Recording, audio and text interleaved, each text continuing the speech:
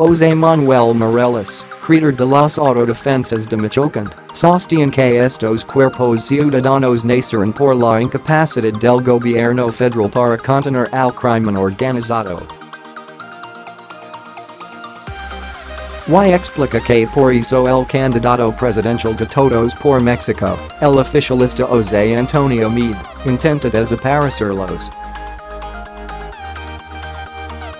En entrevista con Proceso, Mireles asegura que el descontento social crece y la gente se arma ante tanto atropello y desamparo, sobre todo ahora que, afirma, se comienza a maquinar el fraude. Ciudad de México, Proceso. José Antonio Meade hizo del caso Nestora Salgado su principal arma electoral después del segundo debate, en un intento desesperado por restar puntos al candidato de Juntos Haremos Historia, Andrés Manuel López Obrador, quien cada día avantaja más a sus contendientes, según los sondeos de opinión. El pasado 30 de mayo, el diario Reforma publicó los resultados de una encuesta realizada entre el 24 y 27 de este mes una semana después de este debate según la cual AMLO incrementó su preferencia de 48 a 52 puntos, Anaya bajó de 30 a 26, mientras que Meade subió de 17 a 19. Un día después, la empresa parametría difundió otra medición hecha entre el 23 y 29 de mayo en la cual López Obrador se ratifica en primer lugar con 54 puntos, Anaya con 24 y Meade con 17. En el fondo de su embate por el caso Nestora, está el plan del candidato de Todos por México de suprimir los policías comunitarios y autodefensas que se forman en diversas entidades ante la incapacidad del gobierno de Enrique Peña Nieto para acabar con el crimen organizado. En este contexto de violencia exacerbada, el ex líder de las autodefensas en Michoacán José Manuel Mireles señala, el gobierno y algunos empresarios están jugando con fuego, con la posibilidad de un fraude. Y advierte que en distintas partes del país la gente ya se está armando y prepara una rebelión que nadie podrá controlar. Hay mucho descontento en toda la nación. La gente no quiere una guerra, pero ya se están preparando para eso. La gente ya se está preparado y eso es un hecho. Dice, y pide al presidente Peña Nieto no meter las manos en el proceso electoral. Durante 2 semanas, Meade usó el caso de la exdirigente de la policía comunitaria de Alanala, Guerrero, para denostar a López Obrador, con el argumento de que el político tabasqueño quiere proteger a criminales colocándolos como candidatos al Senado.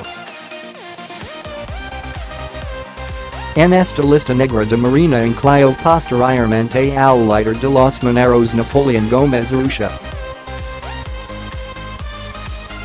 El mismo día de la publicación de la encuesta de reforma, durante una gira por Ciudad Victoria, Tamaulipas, Meade abordó de nueva cuenta el tema de las autodefensas y policías comunitarias. Son grupos sin preparación que abusan y lastiman a la sociedad, dijo el candidato. Y sentenció, la ley no se negocia y el Estado no se rinde. De eso estamos hablando en esta elección. Mireles, a quien el Tribunal Electoral de Estado de Michoacán quitó la candidatura diputado local por Marina el pasado 31 de mayo, comenta Proceso que Meade, el PRI y Peña Nieto no quieren que los líderes sociales se mantengan activos en los poderes legislativos. Acuerdos que me sacaron del camino. Me pusieron fieros, armas, en el expediente en común acuerdo con el presidente de la República y el entonces comisionado Alfredo Castillo. Desgraciadamente también se coludaron los jueces y magistrados. Cuando quieren chingar a alguien, todo lo inventan. Y a quiencia ponga la cal en la boca. En el caso de Nestora está pasando algo similar a lo que le ocurrió a usted. Así es. Nestora es una luchadora social. Ella estaba presa cuando nosotros empezamos nuestro movimiento y mi único contacto con ella era a través de una de sus hijas. Es una persona que hizo lo que considero podría ser lo mejor por su región, igual que lo que hicimos nosotros en Tierra Caliente, Michoacán. Mireles insiste en que muchos de quienes han encabezado luchas sociales y han estado presos son víctimas, mientras que los verdaderos culpables casi nunca pisan la cárcel porque son parte del sistema y este los protege.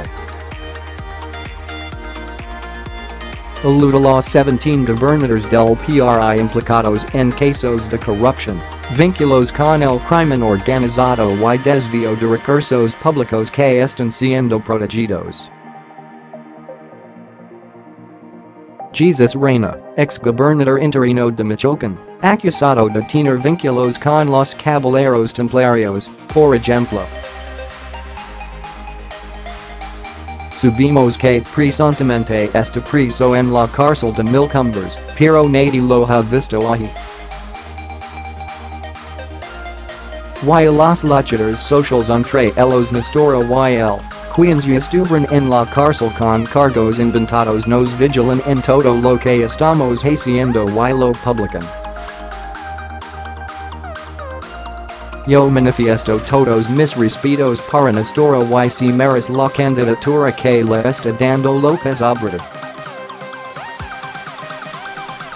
Los luchadores sociales son los que deberían de estar en el lugar donde se toman las decisiones para no tener la necesidad, nunca, jamás, de tomar un arma, comenta Mireles.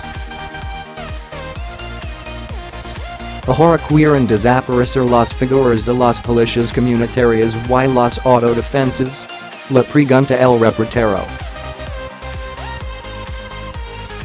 Así es. Nosotros nos levantamos porque el gobierno nunca cumplió con sus compromisos de dar seguridad y alguien lo tenía que hacer.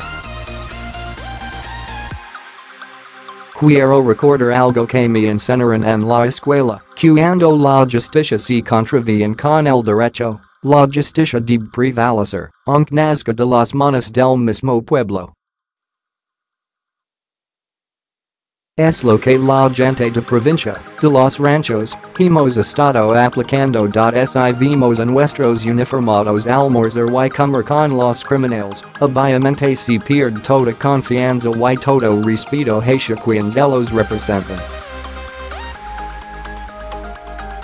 Por eso alguien tiene que defendernos. No es posible que estemos enterrando a nuestros vecinos, a nuestros familiares y amigos todos los días. Por años hemos presentado denuncias y quejas y nadie nos da una solución. Los que protestamos y gritamos somos encerrados. Y eso no es justicia, sino una carencia absoluta de ley. Mireles califica de acción criminal el intentar negar la Nestora el derecho a estar en el Senado por Morena. Considera que las posiciones plurinominales deberían ser para los verdaderos líderes que existen en todos los gremios sociales. Ellos, no necesitan hacer campaña para ganarse un voto, pues ya están reconocidos por la gente que los apoya. En el caso de Nestora, lo más importante es que la digan en paz, y si trae la nobleza de defender a su pueblo a través del Senado, también lo hará por otros pueblos que han sufrido lo mismo que Guerrero y Michoacán. Y adviert, siento que no tardan en tratar de atacarme igual que en Nestora, pero el pueblo va a decidir, no los amantes de la corrupción ni de las desgracias que están sufriendo Michoacán y todo el país. La semana posterior al segundo debate, Onato a la campana del PRI de Meade contra Nestora Gómez Urrutia, se intensificó la presión de un grupo de empresarios que enviaron cartas a sus empleados para persuadirlos de que un gobierno populista pondría en riesgo sus trabajos y propiedades. Y como comenzaron a difundirse los temores de un probable fraude orquestado desde el gobierno de Peña Nieto, el 29 de mayo el presidente del PRI, René Juárez Cisneros, declaró a los reporteros: "Nosotros no estamos formando un ejército de militantes para el fraude, sino un ejército para defender el triunfo". Con estas acciones, dice Mireles, lo único que están generando es más enojo social, lo único que van a provocar es enojar al pueblo, y ojalá lo tengan presente porque cuando el pueblo se enoja se generan conflictos y guerras, es tiempo de que le den la oportunidad al pueblo de que verdaderamente decida. Mireles también hizo un exhorto a los secretarios de la Defensa Nacional y de la Marina, así como a la Procuraduría General de la República y a todas las policías ministeriales, para que no se presten a apoyar la corrupción que ya están programando con el fraude. En muchos lados están descubriendo calles con miles de boletas y cruzadas a nombre de un partido, calles con credencials de elector clonadas. El fraude y lo tienen elaborado las dependencias federales. Les pedimos que no lo hagan, que no apoyen el fraude que ya se está encaminando, alerta. Y retoma las palabras del secretario de la Defensa, Salvador Cienfuegos, quien hace varias semanas declaró: "Nosotros también somos pueblo, con la diferencia de que tenemos un uniforme, para pedir que, como pueblo, los militares cumplan y no se presten a lo que se está maquinando dentro del sistema político, auspiciado por el gobierno federal". Recapitula: "Soy enemigo de la violencia. Jamás voy a convocar a una revolución armada. Nosotros nos levantamos en armas en la región de Tierra Caliente porque no nos dejaron otro camino los representantes de las instituciones que deben brindar seguridad. No queremos eso, una guerra nadie la gana. Entonces cree usted que esto puede pasar si se atreven a maquinar un fraude? Hay mucho descontento en toda la nación. La gente no quiere una guerra, pero ya se están preparando. Lo que queremos es que el gobierno haga conciencia, que permitan elecciones limpias de la mejor manera posible, que no traten de cometer los fraudes que ya están acostumbrados a hacer. El pueblo ya no va a tolerar esas estupidez de que una maestra tiene 3 millones de boletas para regalárselas a un candidato. Tampoco la estupidez de que se creó el sistema para declarar a un ganador. Eso ya no puede ser porque abrimos los ojos y pedimos que nos respeten". Mireles insiste en que el gobierno de Peña Nieto no debe meter la mano en esta elección por algún candidato, ya que es el ciudadano el que debe decidir libremente. "Me atrevo a decir que si Peña Nieto respeta esta elección, va a salir con las manos limpias, aunque esta hasta el cuello de la mierda de la corrupción". En estados como Jalisco, Michoacán, Colima y Nayarit, reitera: "Ha visto a la gente enojada, sentida y frustrada por el abuso de confianza de muchos políticos que solo han llevado al gobierno a la ruina. Me da la impresión de que el Estado quiere crear una cortina de humo para hacer alguna de las pendejadas que ya nos han hecho. Es tanta la intimidación en muchos estados que la gente se enoja cada vez más. No sé qué beneficio quiere tener el gobierno haciendo que la nación se levante en armas. Y remata, al gobierno ya no le interesa el resultado electoral porque empezó a evaporar el fraude.